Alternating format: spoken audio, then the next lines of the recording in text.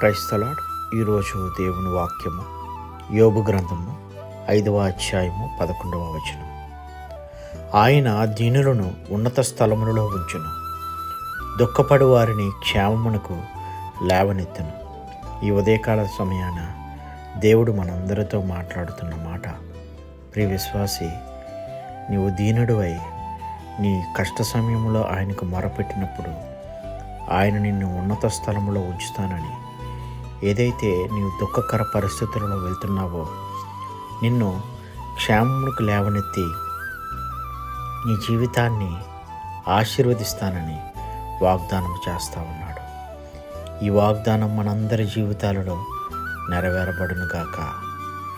ప్రార్థన. ప్రేమ నమ్మకం కలిగిన గొప్ప దేవ, ఈ ఉదయకాల సమయాన నీవిచ్చిన గొప్ప వాగ్దానాన్ని బట్టి వందనాలు ప్రభువా. అవును తండ్రి, మేము దీనులమై మీకు మొరపెట్టినప్పుడు దేవ మమ్మల్ని ఉన్నత స్థలములో ఉంచి ప్రభువా క్షేమస్థితికి మమ్మల్ని తీసుకెళ్తున్నందుకు నీకు వందనాలు చెల్లించుకుంటూ ఈ ప్రార్థన నజరేయుడైన యేసయ్య నామములో అడిగి పొందుకొని ఉన్నాము తండ్రి. Amen. God bless you all. Thank you.